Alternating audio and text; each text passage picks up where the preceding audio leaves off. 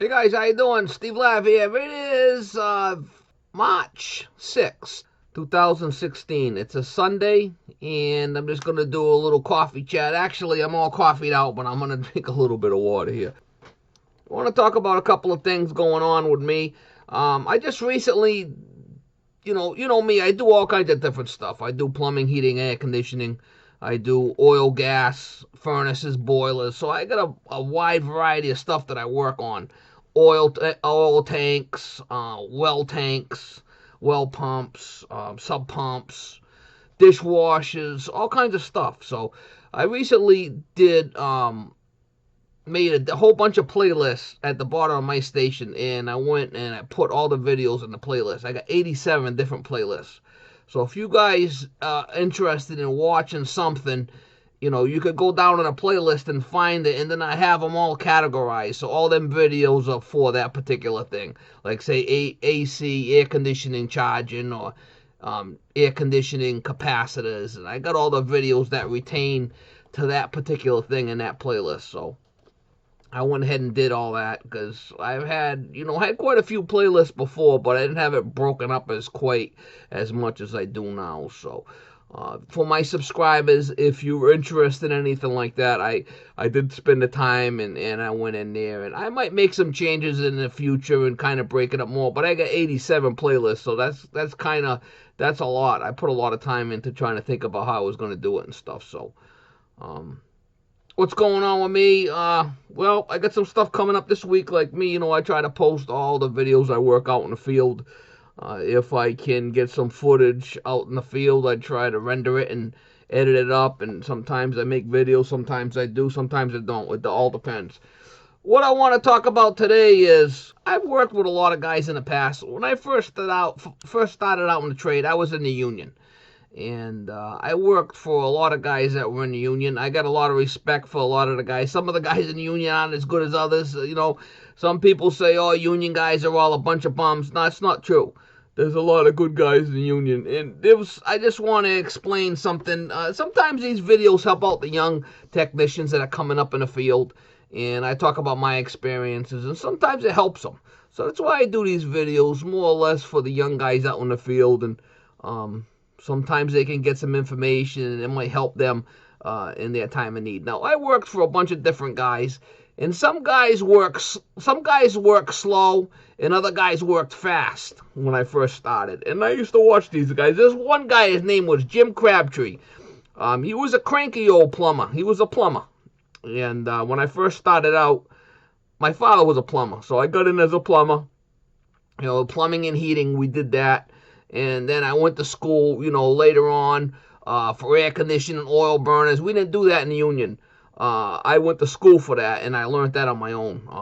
And I didn't do much residential work when I was in union. It was all small commercial stuff. So that's my background when I first started, like schools and hospitals and banks and police stations. That's the type of work we did. All small commercial work. And it's a different thing. You work on rooftop units for the heat and stuff like that. It's a different environment than working in houses. I went on my own in my own business. I always liked the residential part of it. There was one guy in his shop.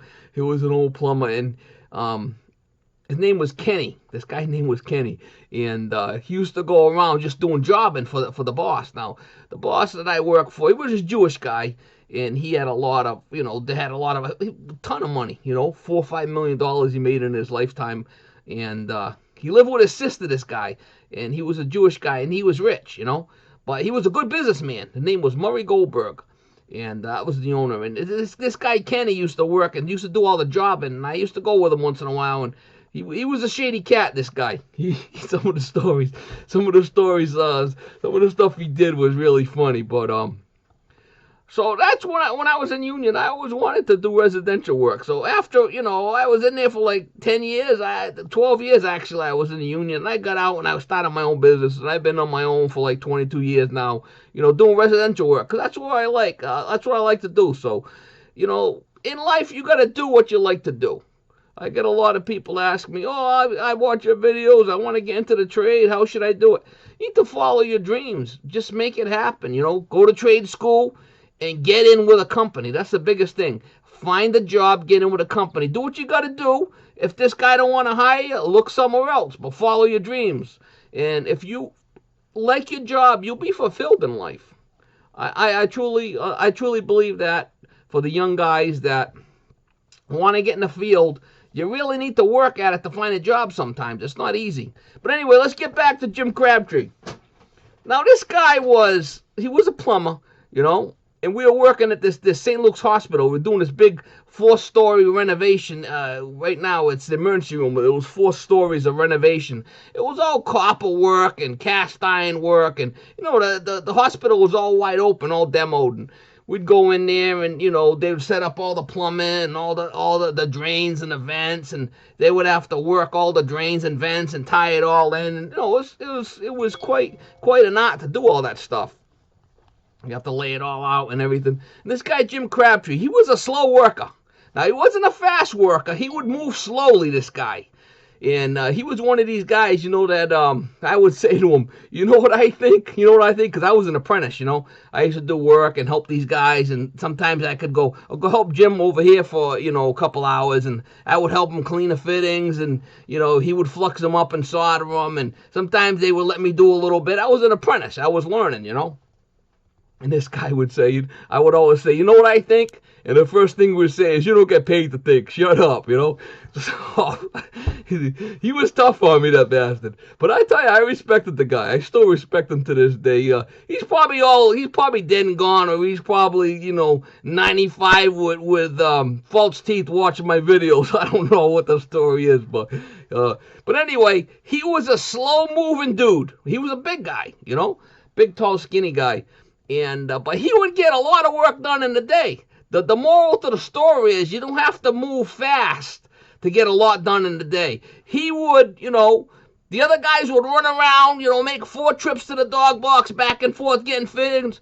Jim Crabtree would walk over there slowly, get everything he needed at one time, walk back slowly. But at the end of the day, he got as much done as the other guys or more, and the job looked great. He did nice work.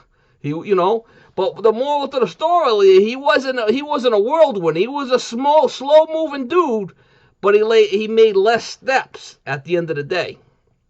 So, a good technician is somebody that thinks with their brain. You don't have to run around like a chicken with your head cut off all the time. Sometimes, the guys that think and make 1 trip instead of 5 get just as much done at the end of the day. So that's just a little moral to the story for the young guys. When you come across a problem, and you got a problem and you're looking at it like this, like tunnel vision, well, the solution might be over here, but a lot of times we're thinking in this direction. So sometimes you got to back up, and take a little breather and try to think at it at a different angle. That's why a lot of times, say you're stumped on a job and you got a buddy you can call on a phone and just talk to him about it. He might be thinking about it at a different angle and it'll help you solve the problem. It's very important, very important. That's another thing that, you should have phone contacts. And for the young guys, if you're out there in the field and you're working, it's always good to be able to call. So I got people call me all the time, ask me questions. I really don't have an issue with helping out people, especially the young guys in the trade. Sometimes the homeowners will call me with these crazy questions, and it's like, I don't even want to pick up the phone on this one. But anyway, so the moral of the story is, what makes a good technician? What makes a good technician? Getting the job done nicely, in a relatively quick amount of time. Now, Crabtree would get the job done. He was slow as dog shit, but he'd get the job done and it'd come out great. Now, the other guys, they would run around. They'd be sweating their ass off. They'd get the same amount of work done, but the other guy put a lot more effort into it than Crabtree did. So everybody works differently. I was more of the type that would run around like a chicken with my head cut off and, make 10 trips. As I get older, I can still get the work done, but I try to think it out a little bit longer and, make 1 trip to the truck instead of 4. Write all the stuff down on a piece of paper that you need. You know, a lot of guys ask me, like, my truck, how do I stock my truck? Well, I got all the stuff in the truck, and as I use the parts, I write it down on a little pad, and the next time I'm at the supply house, I look at that pad. You know, I got 12 items in there that I got to restock. I pick them items up, I put them in the truck, and I always got a well-stocked truck. I think it's important. I think it's important to drive a, have a well-stocked truck if you're going to be out there doing service. Yeah, you can drive around in a little, little tiny van, but you don't have the room for the stock. That's the only problem. My van's heavy, it's big, but I'm getting like 12 miles to the gallon with that thing. So, and it's, 14,000 pounds. It's 7 tons I'm towing around there.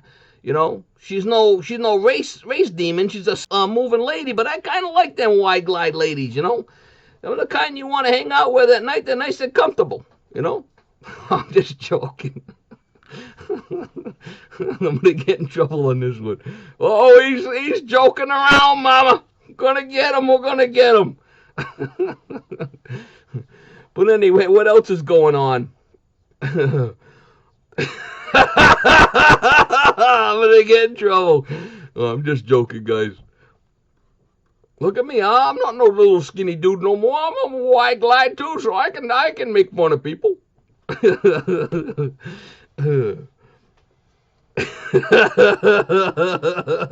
that's another thing I wanted to talk about. Doing quality work.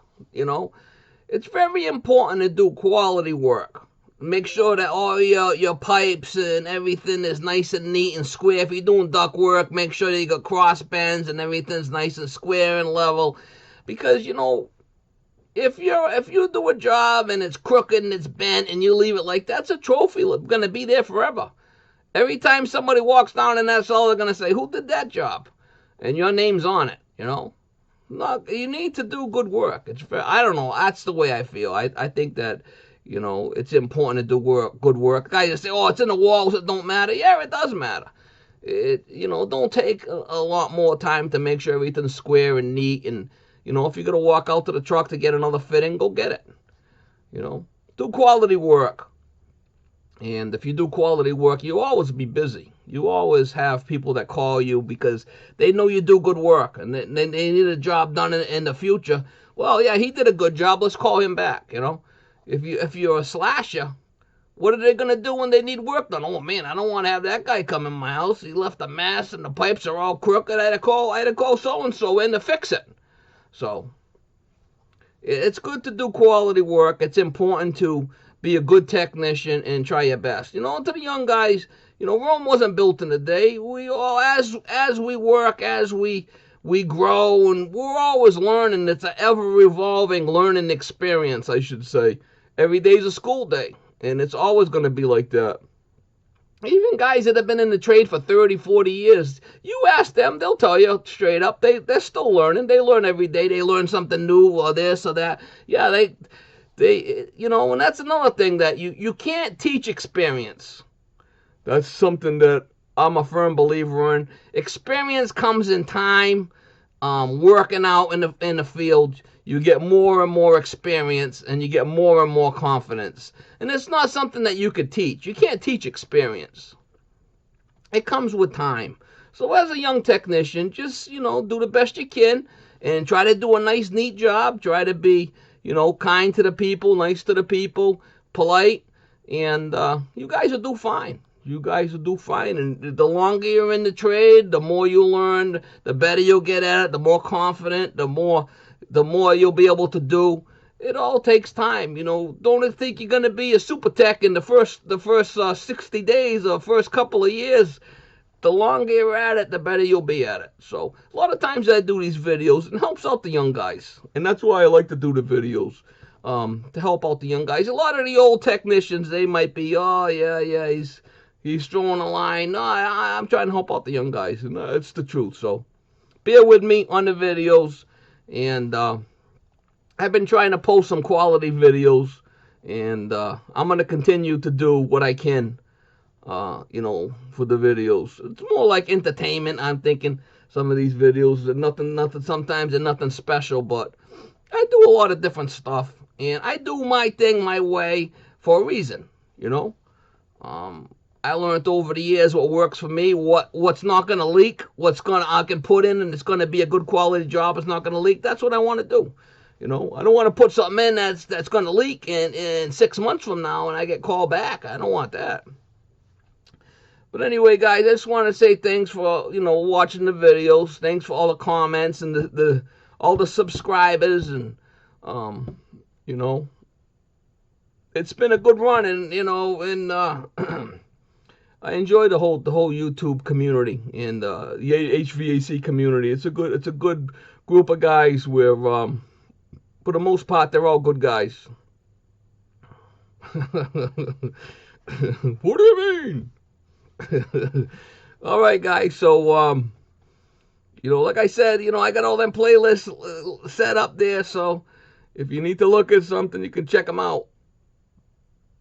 All right, let's see if I can get Baby the dog. See if she's around. All right, guys, this Baby the dog. She got a little outfit on. What are you got on there today? You got a different fleece outfit? She's got all kinds of outfits I bought for her. She's the star of the show, man. She's a licker, mama. She's a licker. Yeah. Everybody gets a kick out of the dog. Yeah, she's all part of the channel now. My little buddy. I rescued her, and she's got a great little life with me. Oh, yeah, she does. She likes my cooking, too. She loves the cooking videos. Oh, yeah, you do. You like the food? Huh? You like eating the food? Oh, yeah. She's my biggest fan when it comes to the cooking. Oh, yeah, she is. It's the baby dog, man. She's next level, mama. Yeah. The little baby dog does a little doggy dance for daddy. You should see her do her little doggy dance with the little front paws. She's something else. All right, guys, so that's about it. Just a little quick vlog. I like to break things up, do different type of videos, and you know me. I'm always mixing it up, mama. Steve is mixing it up, mama. All right, guys, have a good day.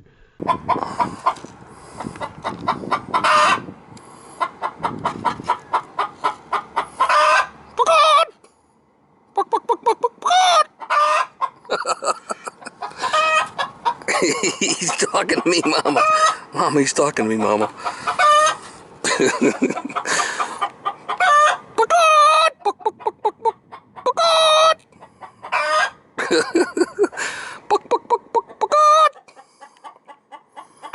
Talking to me, mama. Hey, mama. Hey, Chicken Little. Is that you, Chicken Little? Chicken Little, is that you?